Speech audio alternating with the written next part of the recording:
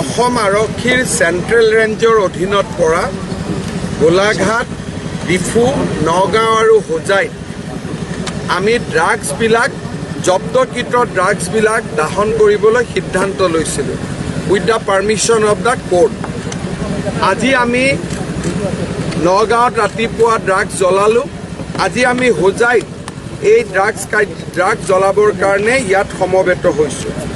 হোজাইত আমি 3 কেজি 24 গ্ৰাম heroine, 1015 KG 627 গ্ৰাম গাঞ্জা আৰু 35,552টা টেবলেট আমি দাহন কৰিম।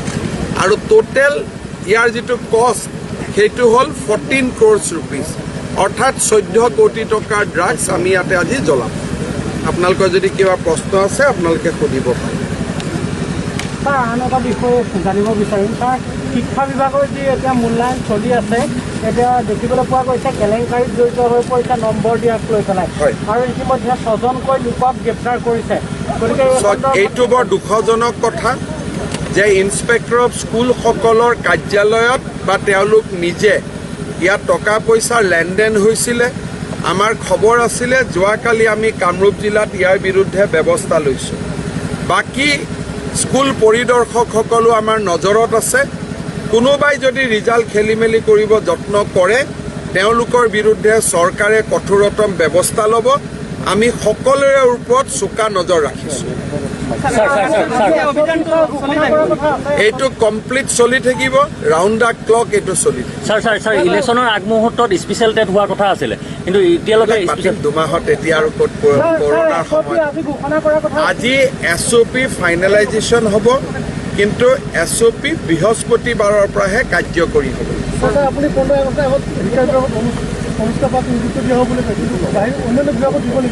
এতিয়া আমাৰ অন্যান্য বিভাগত কম্পেনশ্যনত এপইণ্টমেণ্ট ইমান বাকী নাই, কাৰণ 2017 1 এপ্ৰিলৰ পৰা কম্পেনচেশ্যন এপইণ্টমেণ্ট বন্ধ হৈছে। এতিয়া কোনোবা মানুহ মৃত্যু হ'লে তেওঁৰ পৰিয়ালে কমপ্লিট দৰমহা টিল ডেট অফ ৰিটায়াৰমেণ্ট পায়। শিক্ষা বিভাগ আৰু কেইটামান বিভাগত বাকী ৰৈ গৈছে, সেইখিনি আমি কমপ্লিট কৰাৰ কাৰণে যত্ন কৰিছোঁ।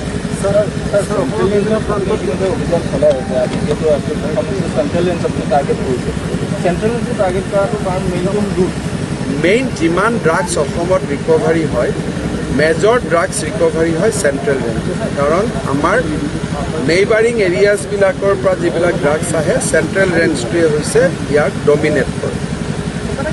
চেণ্ট্ৰেল ৰেঞ্জত এই যিটো ৰুট আছে ৰুটৰ কাষত আমি কিয় আছোঁ, এই ৰুটটো ডবকা অঞ্চলটো বিশেষভাৱে প্ৰাধান্য পাইছে ড্ৰাগছে। বাকী দুটা সমষ্টিটো আপোনালোকে কিবা খবৰ থাকিলে দিব। SP ৰেডি আছে, immediately action will be taken. Sir, অসমত বিভিন্ন প্ৰান্তত দেখা গৈছে সাংবাদিকক আক্ৰমণ কৰে। যোৱা পৰহি লংকাত এজন সাংবাদিকক আক্ৰমণ কৰে। কিয় আক্ৰমণ কৰিলে দুৰ্নীতিৰ বিৰুদ্ধে মাত উঠাই মই এতিয়া SP কৰিম। A lot of procedures are there for 55 and the attack. So those procedures we have to follow. Except that we do not have to incinerate. That is why we have to go for burning while taking a lot of care of us. So this is going to go on in everywhere. আদালতৰ অনুমতিৰ বিষয়টো এটা জটিল বিষয় আছিল। আপোনালোকে কিছু সাৱলীল কৰি আনিছে, সহজ কৰি আনিছে বুলি আমি জানিব পাৰিছোঁ। এই বিষয়টো আচলতে আদালতে আপোনালোকক খুবেই সহযোগিতা আগবঢ়াইছে ড্ৰাগছৰ এই যুদ্ধখনৰ বিৰুদ্ধে। We are very thankful, grateful to them. ধন্যবাদ। ছাৰ, যিটো মেট্ৰিকৰ পৰীক্ষাক লৈ পেলাই যিটো হৈছে আপোনাৰ মাৰ্কিঙক লৈ পেলাই সেইটো অকণ ক'ব পাৰিব নেকি? সেইটো নকওঁ, চলি আছে।